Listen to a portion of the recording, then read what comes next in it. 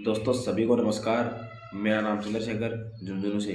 जैसा कि आप सभी को पता है कि एक्सपीओ प्लेटफॉर्म ने एक देश और प्रदेश में इतना बड़ा घोटाला किया है।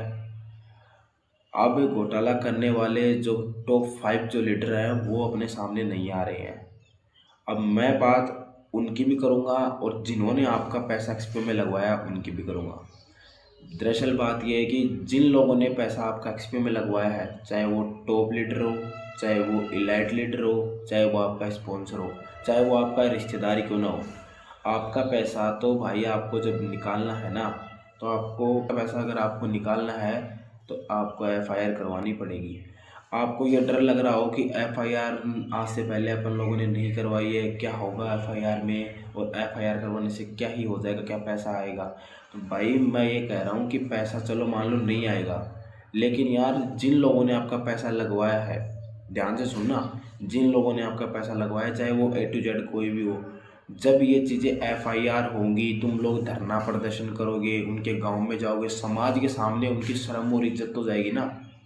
और एक बार आदमी की शर्म और इज्जत समाज के सामने, पूरे गांव के सामने चली जाती है ना, उसके बाद वो आदमी कहीं का नहीं रहता है। क्योंकि यार पैसा ही सब कुछ चीज़ नहीं होती है। आज अपने को पता है अपने में जो बीत रही है, कितनी माता बहनें हैं जिन्होंने अपने गहने तक बेच दिए, कितने लोगों ने लोन लिए एक्सपीओ को लेकर।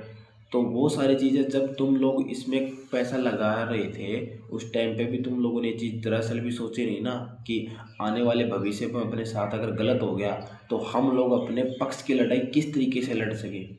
कहने का मतलब समझ रहे हो, अपने पक्ष की लड़ाई लड़ो।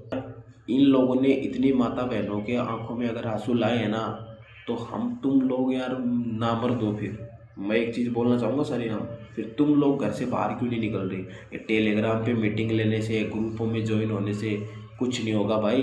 अगर अपना पैसा चाहिए ना, और आप लोगों की अगर ज़िंदगी सिक्योर एंड सुरक्षित चाहिए, तो भाई साहब घर से निकलो और अपना पैसा है ना उसके लिए तलाश करो, खगोलो उस चीज़ को कि हमने को अब आगे करना क्या है, क्या डिसीजन लेने हैं। अभी मैं आपको एक चीज़ और बताना चाहूँगा।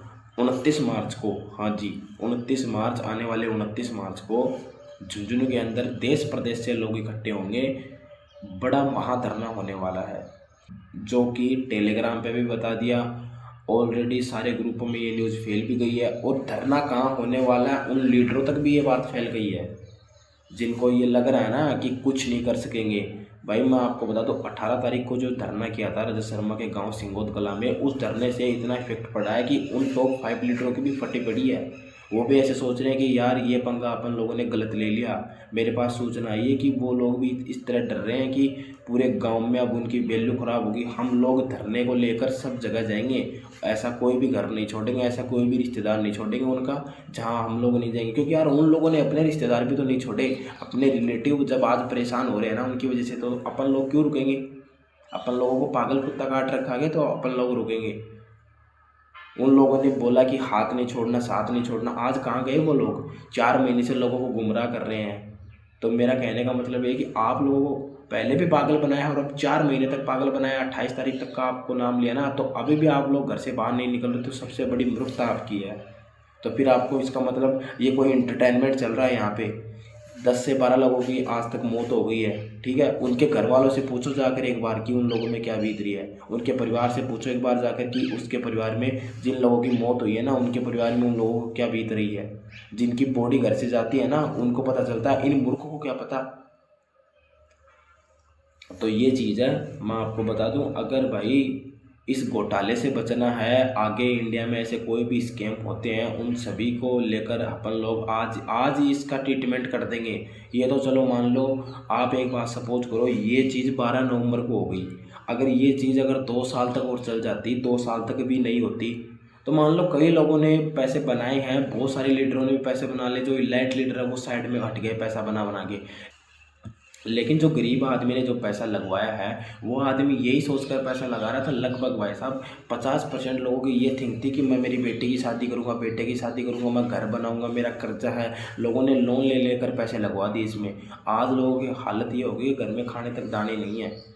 तो मैं ये चीज़ बोलना चाहूँगा आपको, जब आप लोगों ने यार इस तरह से इसमें पैसा लगवाया है, इस तरह से इस चीज़ को समझा आप लोगों ने। तो मैं आपको यही बात बोलना चाहूँगा कि आप लोग ये इसको नेगेटिव वे में लेके आप ये लोग इस चीज़ को समझ क्यों नहीं रहे हो कि यार अपना पैसा गया एक्सपीओ से और अब कुछ भी नहीं आने वाला, लेकिन आप लोग एक्शन क्यों नहीं ले रहे। और हाँ, एक बात और बताता जाऊँगा, ज़्यादा जो मेन वॉलेट का पैसा था ना, वो 18 तारीख को जब धरना प्रदर्शन करके आए तो शाम को 8 बजे तक सब सारा साफ हो गया था अपने अकाउंट उससे, मेन वॉलेट से। ये कि आने वाली 30 तारीख तक मेरे को सूचना मिली है, आने वाली 30 तारीख तक तुम्हारा जो प्रिंसिपल अमाउंट है ना वो एकदम जीरो हो जाएगा और एकदम साफ है, फिर पूरा गेम ओवर हो जाएगा। आने वाले गेम तो ओवर ऑलरेडी पहले भी हो गया, लेकिन आने वाले 30 तारीख तक तुम्हारा पैसा एकदम जीरो हो जाएगा, ठीक है। और ये साइट वगैरह सब कुछ बंद हो जाएगी, इसलिए अभी भी वक्त है, घर पे मत छुपे रहो, निकलो, अपने हक की लड़ाई लड़ो, अपने लिए लड़ाई लड़ो और इस पूरी जनता के लिए 4.5 लाख लोगों के लिए लड़ाई लड़ो। धन्यवाद। और जितनी मेरे से हेल्प होगी ना उतनी मैं करने को तैयार हूँ। आपको किस चीज़ में हेल्प चाहिए वो आप कमेंट बॉक्स में बता देना, कमेंट में कमेंट कर देना कि मेरे को यहाँ पे दिक्कत आ रही है, मेरी हेल्प करो, मैं तुरंत रिप्लाई दूंगा। धन्यवाद।